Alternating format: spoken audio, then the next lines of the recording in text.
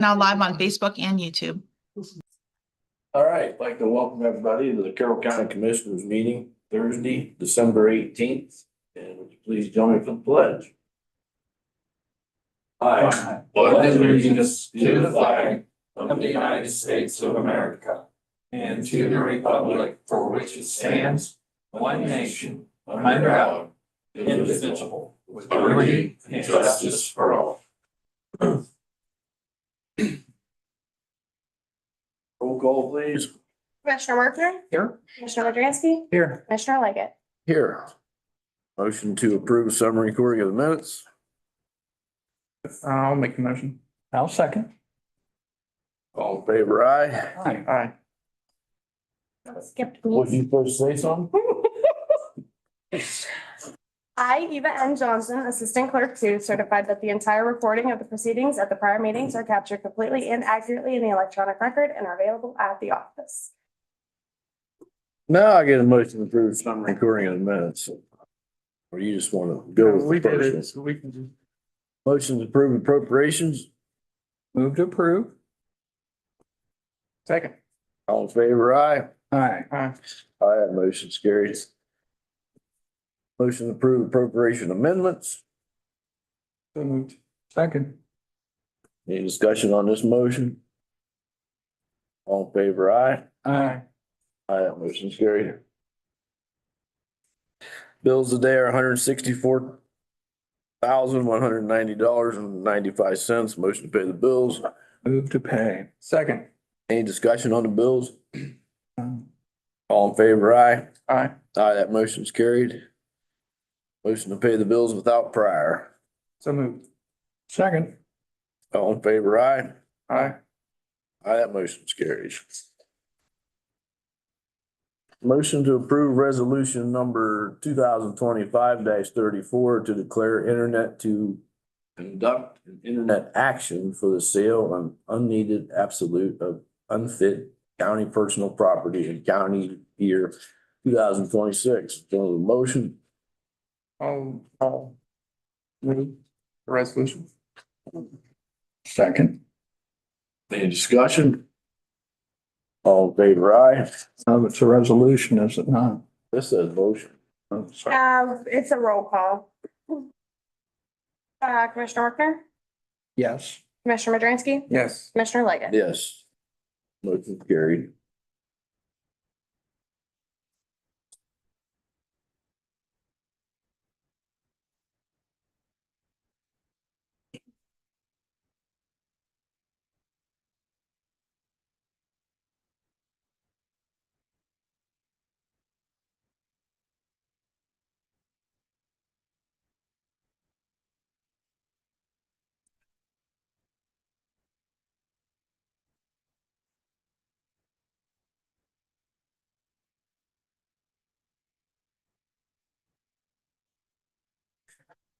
All right, so at this time, we got Tom Cottis, Dustin Lucas, Emergency Management Director and Deputy. I got the floor. All right, gentlemen. We're in here today to talk about the flash fire that happened on the Indigo. Pad over off of June Road on Tuesday. I was out of the office for medical purposes. However, Dustin did respond. In fact, timing of the call, he pretty much was coming in for the office. Was able to get over there short order. A lot of stuff hit media, Facebook page, and that's the reason we're here. A lot of misconceptions of major explosions, a major fire. That was not the case. The way these well pads are designed, things are spaced out for a reason. And this is the first time in the county that we actually had a fire occur on a working site. So there were people on there working. In fact, it's one of the most vulnerable stages of the process, and all the safety precautions that are put in place all work. They did their exact job. So we had a vapor buildup, piece of equipment malfunctioned. There was a flash. It did send a pretty pretty nice looking spout of fire up into the air. Oxygen knocked most of that out. What burned after that was a little bit of residual. And the fire department was able to get that residual cooled down very quickly. Great Trails did a great job. And, you know, from start to finish, we're talking maybe 35 minutes max from when the call came in. So people were back in service. So it wasn't like we had this thing that was blazing for hours on end, which if you read some of the Facebook posts, that's the way it come off. As far as I know, there was never an official press release given out. It was just other press companies picked up on what they seen on social medias and kind of mirrored it, and a few of them even added to it. So I just wanted the public to know that they were never in jeopardy. Nothing left the containment of the well pad. There was no overrun of product or anything like that. And I'll let Dustin talk about it a little bit because, like I say, he was the boots on the ground over there. Yeah, so from the initial response, when I heard the tones for Great Trail, I immediately responded. I was in contact with state agencies as well as the industry who owns the well pad. They were aware of it. They said all personnel were accounted for, and they already started their safety protocol for closing wells, closing lines in. So once I arrived on scene, I mean, there was a column of smoke, there was a glow. People did see what they saw, but all the safety protocols that are in place over there worked. As Director Cotta said, it worked the way they were supposed to. Great Trail did a great job. Constant contact with the company as well as state officials, and at no time did we feel there was any danger to the public to warrant an evacuation or even a nuisance. Everything worked like it was supposed to, and local and industry did a great job. And with the snow on the ground, it really magnified the look. You know, if the snow wouldn't have been there, the glow wouldn't have been as bright as what it actually was. And the very next night, we had a call for that same night. Same night, yeah, Delroy had a call out for possible fire at a well pad, so I contacted the company again, and they were making their calls and notifications. Here, it was just the glow and the way that from where the caller was, that they could see it. It was right on the horizon line, so it did look like something fire. But our dispatch did a great job. They notified the deputy in the area. He went out and verified. Fire still responded as well. But we went out and we've kind of mapped that area as well, because this is the second or third time that's happened. So we got dispatch some information as far as where you can really see that drilling operations to kind of bury that into. And that's a flare stack. And what they do with the flare stack, that's how they keep the wells under control while they're drilling. The pressure it's building, they're actually burning that. So when you go by these pads, you'll see a tube up in the air with the fire coming out of the top of it. Simple flare tube. When there's no snow on the ground, people driving by don't think nothing of it. You throw that snow in there and it lights it up. And it looks like there's a major fire depending on how you're looking at it. But it's a safety precaution. It's put in place by the company. And the company was great to work with. Me and Dustin, I don't know how many calls we made. I'm in the doctor's office in a chair and we're talking back and forth, but we were able to work through it. And you know, Commissioner Whitner, I apologize we didn't get to you quicker. I did reach out to Chris. I called the office. He was the only commissioner in the office at the time. And we've changed our protocol over at the office. All three unions will get a call moving forward on any well incidents and stuff like that, because when the media reaches out, and you know, you really can't give them any information if you don't know what's going on. So we will make sure that moving forward that happens in case you receive a call. So the EOG representatives, when I had conversations with them, praised EMA and fire services. So it looks like everybody coordinated well together. And I was hearing that coming from both directions. From our side, we were happy with the company coordination, and from their side, they were happy with county government coordination. So it looks like everything worked the way it should have. A lot of this comes right back to our LEPC. When we have these meetings and we have industry at the table with us and we work with them, it opens up those lines of communications pretty good. And I thought communications flowed about as good on this as they have with anything we've had to cover. All right, so I would definitely say awesome job. Glad no one got hurt.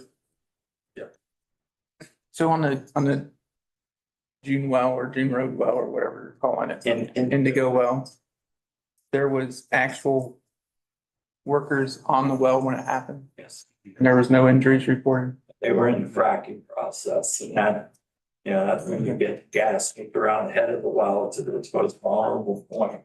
And there wasn't even a flash from where the containment encapsulator was over to the head of the well. So they, as soon as the burst of the gas, when it come up, they went in and shut down. And even in shutdown, they still could have leaks at the head of the well, but things were extinguished quick enough that nothing went beyond that. And they have safety protocols in it as well, and they call them muster points where everybody congregates, and that's kind of where they set up their command. All the workers were there by the time I made it, and as well as fire. They had everybody evacuated. I had confirmation that they had everything shut down and was completed. So, I mean, it was for what it could have been, it turned out to be a good day, and thankfully nobody was hurt. So workers are on the scene when it happened. They weren't injured. They shut down what they needed to shut down for their safety protocols. The automatic safety protocols saved them, and they shut down for the extra precaution. And how long after that till they were back drilling? I think when Lucas called me back, it was around 8:30 that evening. So the same day they're back in operation. Yeah. Yeah, because they had their state investigation through ODNR, and then they have their internal investigation as well, but Well, it should be back. that tells me in itself that the incident was well taken care of. There was no injuries. They're back drilling that same day. They were actually shut in longer than they needed to be, but just as precaution, they took the extra time. But these drill schedules are so tight, they've got trucks already ordered, they've got sand coming. And if they have to shut in, you feel like the weather, you know, that throws things off a good bit. That's why you see them contracting with all our local vendors out at these well pads to keep these roads clean.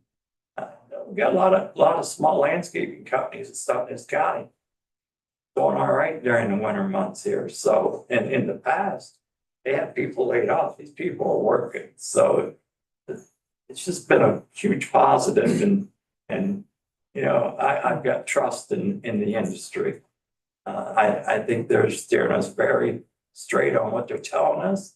And you know, I don't see no reason, you know, to doubt that we're not still the safest county in the state of Ohio to drill. And the fact that they asked if county was happy with how the incident looked after everything was over with. County, are you happy? Yes. Local fire, are you happy? Yes. Then they started their investigation and brought in the state. And I mean, they checked with us because they don't want to do anything until we're happy with how everything has resolved. So that working relationship, even after the incident, you know, it could have went right back to, hey, let's go drill, but they're very steadfast on making sure it's very. Is this ultimately up to the state to say, yes, you can start re-drilling again? We're done with our investigation. You can. The state gave them authorization 3 hours prior to when they went back in. Okay. So, yeah, but they do wait on the state's green light. And there was an oil and gas representative there from ODNR on the scene. That's one of the calls that we notified that morning of. Okay. Well, thank you for coming in and explaining the whole situation. All right, thank you. Thank you both. All right, Mr. Hale, you got anything for the meeting today? I see you're in the audience. I'm on vacation. I thought I'd stop in, but yes, I do. This seems to be the meeting of fire. And to feed on what Mr. Lucas said, coming back from Tuscarawas County yesterday, I know exactly what the public sees with that stack burning. Because if you get a quick glimpse of it, it looks like a structure fire with that flame coming up out of that stack off of Explorer Road. So that can be pretty well mistaken, but it's always great to see that the county fire departments in this county do take precedence over safety first. And that's always a good thing to hear. So what brings me in today is actually, I'd like to rekindle a fire. It kind of got its spark at your Board of Commissioners meeting back on January 13th. This was about a fire truck that was found at the Carroll County Environmental Building. It's been sitting there for 10 years, at least 10 years. And nobody seems to know who owned it. And since that meeting, the matter kind of got extinguished and the public hasn't heard any more outcome on this truck. And moving forward, who is the rightful owner? And is the truck still there? And what's worth the truck listed for sale? As of right now, it is not a dead fish in the water. The prosecutor does have in his file. The truck is still at the environmental garage. It's not for sale. We're still waiting for prosecutor's opinion, what we should do with it, so. I'm Going through the proper ways to get rid of it. That way it goes where it needs to be and problem will be solved correctly. So prosecutor, it is in his hands right at the moment. good to hear. Appreciate your follow-up information on that. Thank you. All right, at this time, looks like we have Melissa sitting in our meeting. She must have something she wants to present. Well, I ended up with two things that I would like to talk about. The first thing is, as everybody knows, the holidays are starting next week. So I want to make sure everybody knows that, of course, the courthouse and non-emergency offices will be closed on Thursday, the 25th and Thursday, the 1st, in observance of the Christmas and New Year's holidays. Here in the courthouse, all of the elected officials have opted to close their offices at noon on the eves, Christmas Eve at noon and New Year's Eve at noon. And then they are also closing their offices on Friday the 26th and Friday the 2nd. So we do have a nice schedule made up. And then the outlying departments have also told us what they're doing. It's a lot of different things going on with the outline, but we'll post this on the Facebook page so everybody knows they need to go somewhere next 2 weeks. They know when they're open. So that pretty much took care of my advice. Well, I was afraid it wasn't on there because it's not on the agenda, so, Oh, I missed it. yeah. He had it there. So, but we'll get this posted on Facebook so that everybody can see that. And then my second thing is I want to talk to you guys about the website, which was built, the current one was built in 2017. So it is older and age makes the site more vulnerable to attacks. The security on the site weakens, and of course, the whole process of it slows down. And another thing that is lacking on the site is the ADA compatibility. And on a website that has to do with when you look at pages and how the information flows and being able to find things. And obviously, I'm not an IT person, but that's my understanding of it. But our site is lacking that. Security is weakened. So I have two quotes. One is from Layman Website Design. Les Layman built the site we currently have. And he charged us $16,800 in 2017 for that. He is quoting us the same price for a rebuild using current content. And then I have a couple points on the sheet that I gave you, some points that he made to me about what would be going on, including heightened security measures. Joshua Link is recommended by our IT consultant. And Mr. Link has quoted $15,000 for a full site build.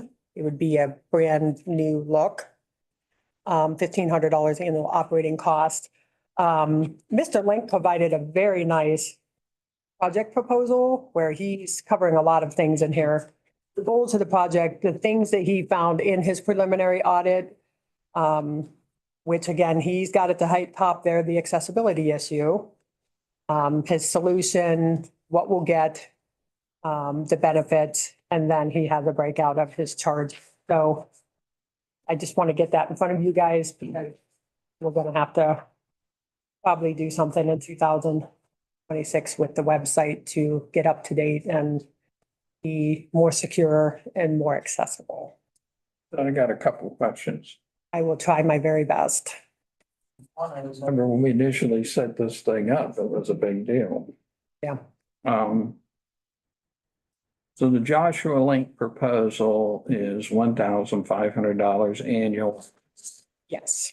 and that is continually updating what we have. Is that not correct? Because he says, he calls that on his proposal here is $700 of that is the secure hosting with backups, SSL and uptime monitoring. And $750 of that is maintenance and updates, plugin updates, accessibility checks and performance tuning. The annual fees I have over here for layman, that's what we're currently paying. He did not advise what the updated prices would be for a new site. So in theory, the Joshua Link is each year going to be reevaluated and updated as we go along. That's my take on it. I can confirm that with him. And I guess maybe we can confirm what Lehman's yearly current. Current pricing. Or I guess updated pricing with a new site.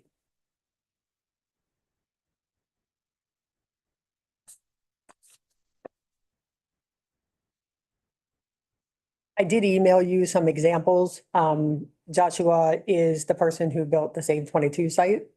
And then he had, I believe, 3 other website links of things we can check out so we can see his style and some stuff he's done.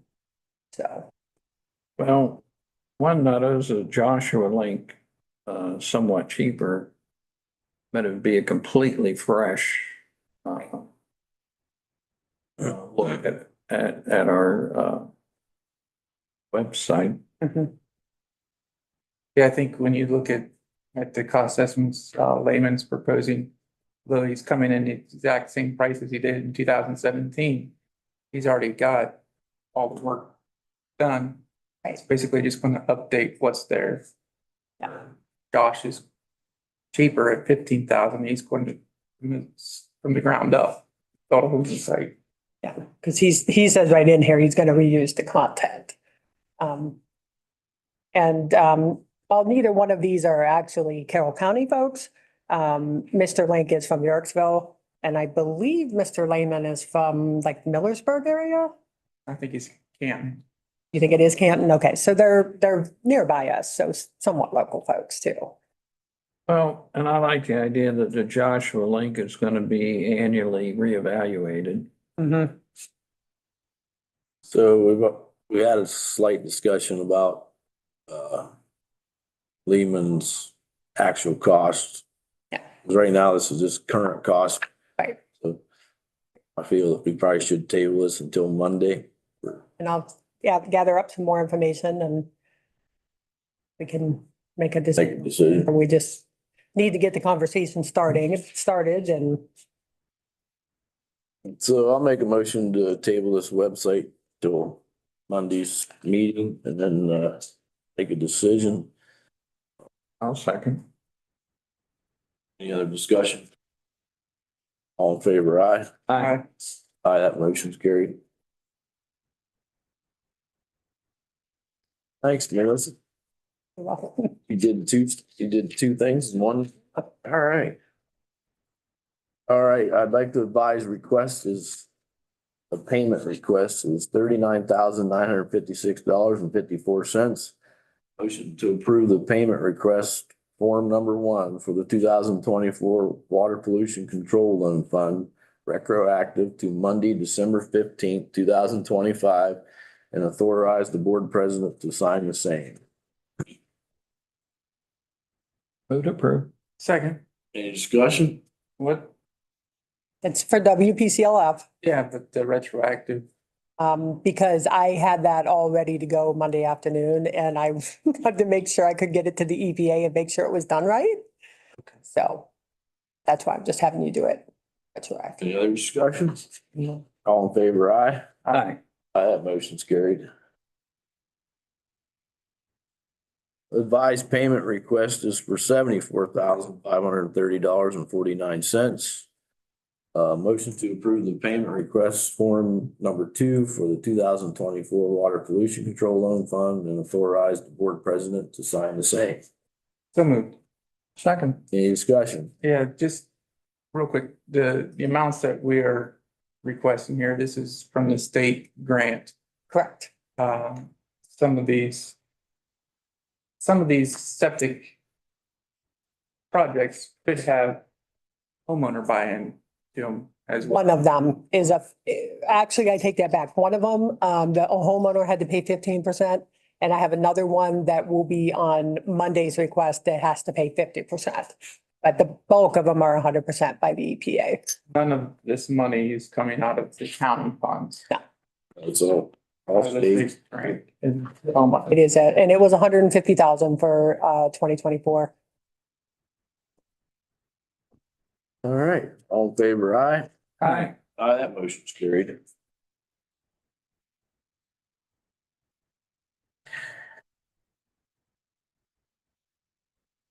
Get something else on here or? No, there's no clerk's report No today. clerk's report.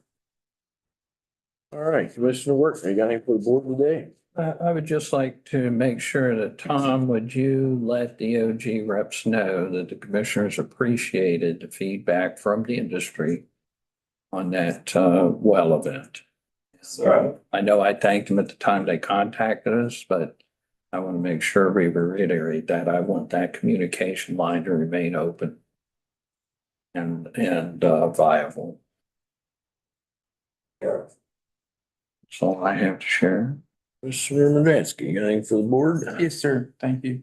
So earlier this week, it was on Tuesday, we had a meeting with the Thrasher Group, the Health Department, Roy from Carroll County Environmental, myself. We meant to talk about or discuss the Stony Lake sewer upgrade projects, include Stony Lake, Bow Ash Lake. Potentially could include Perrysville. This exact moment it doesn't, but we're looking at those options. As you guys are aware, we're under findings from the EPA that we have to do something with the sewer at Stony Lake within 2 years. So we've started that, kicked that off with the Thrasher Group for design, and we're looking at sending a nomination to the EPA for some assistance with funding from them. Part of the requirements for that nomination is we can either submit our existing sewer rate ordinance from Carroll County Environmental Services, our sewer department that's located in Malvern, or we can provide meeting minutes documenting that we discuss potential rates for the new service areas. At that meeting, it was discussed that Stony Lake and Bow Ash Lake will most likely be subject to new rates that do not affect other parts of the county.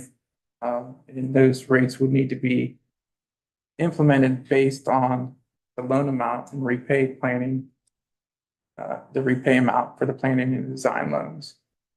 So I just wanted to interject into our meeting minutes that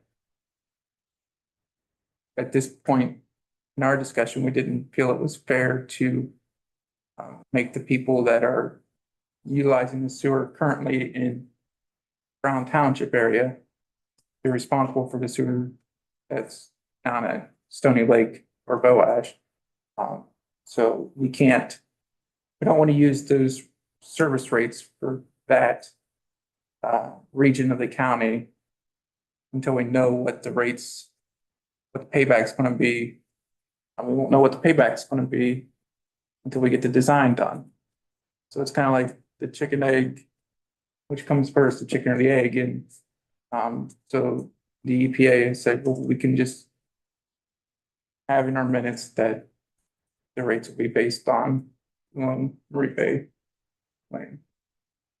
So I'll make a motion that we submit meeting minutes to EPA indicating that the rates be subject to the planning and design. Second. Any discussion? Well, so we'll know what, by the time that we get to the fact that we're looking at loan payback. What the, historical rate statewide is. And then we will take a look at those, tables also before rates established.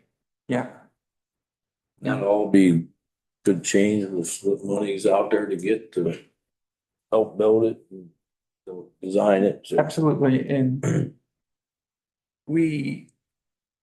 whatever we submit now as rates, we're not tied to having those rates when it comes time to hook people up. We have the ability that we can adjust. We certainly don't want to price people out of their ability to pay a sewer bill, but we also want to make sure that we're getting compensated for the amount that we have to put into it. Yeah, we don't want to take and panic the folks over there, and that's why I mentioned those tables need to be carefully evaluated. all right, all in favor, aye? Aye. Aye, that motion's carried. And then the second thing I wanted to ask for permission from this board to meet with the county prosecutor to discuss a economic development project. That form of motion that allows me to approach him. So you made the motion, I'll second. Discussion? All in favor, aye? Aye. Aye, that motion's carried. Anything else? Nope, that's it. That's it? Just short briefing about the annex building. That's my top project, seems like here in the last year.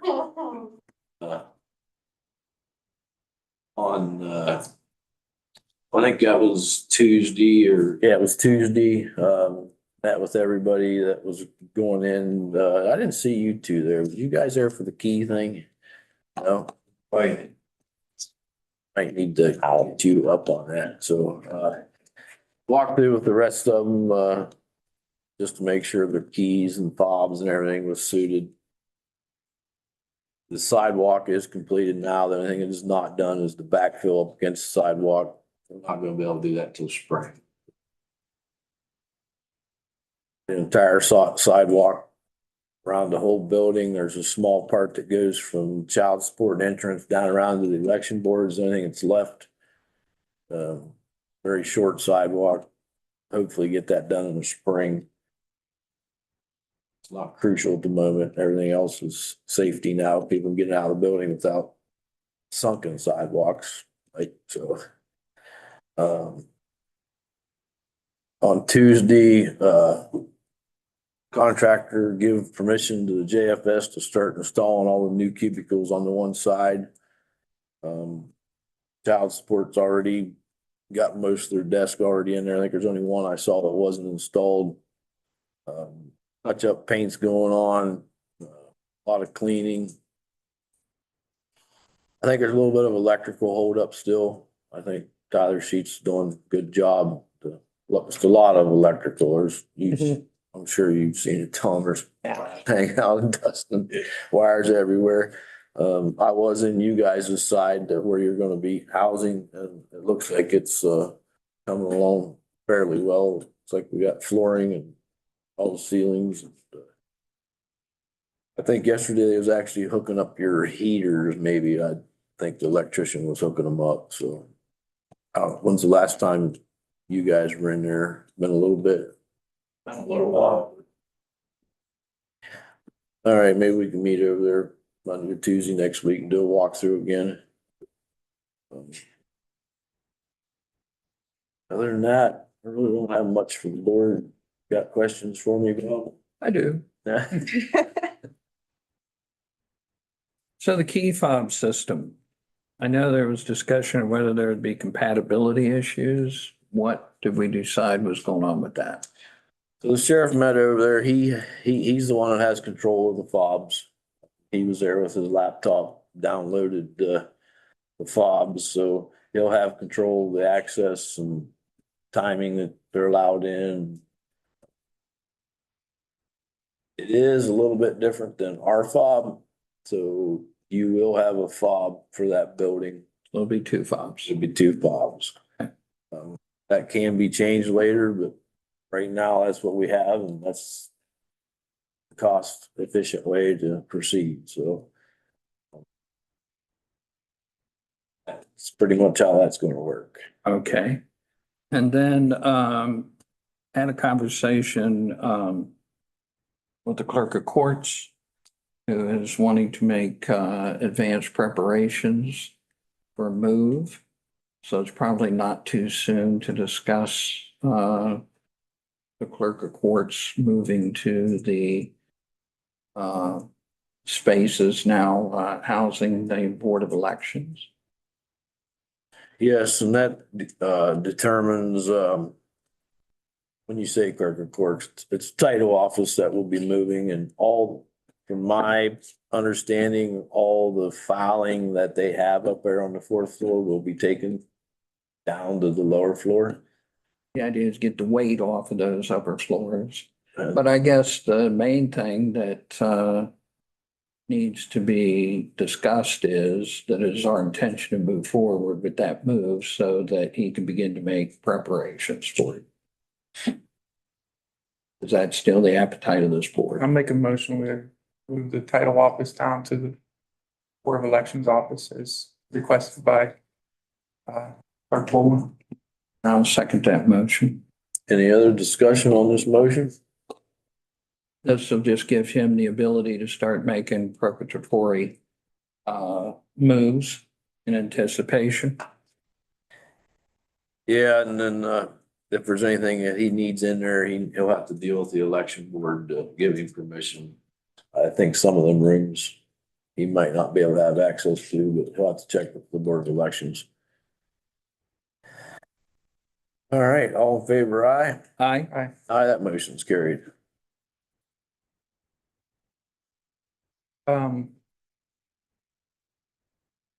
We all have a copy of the draft agenda, I'm sorry, draft budget for 2026. Ask you guys to review it. And Monday is the last day that bills can be submitted. I think the cutoff time for that is in the morning. Yeah. So that they would come through session. You know what time it is? Oh, by before session? Yeah. Okay, so before session, the bills will be cut off, so at that point, on Monday, the auditor's office will have the final numbers for anticipated. Right now, there's budget that's encumbered on POs, that what is not spent on that will get turned back in, then that number will be part of the unappropriated debt, then we can put towards the budget. So what I'm asking is that after Monday's morning session, we temporary recess until 1:30 Monday afternoon for the purpose of giving a final review of the budget and hopes to approve the budget before the end of the year. I'll make that in the form of motion that we have a temporary recess at 1:30. I'll second the motion. Any other discussion? All in favor, aye? Aye. Aye, that motion's carried. Now, I'll give you the motion you were looking for. All right. Motion to adjourn. And I'll second that motion. All in favor, aye? Aye. Aye, that motion's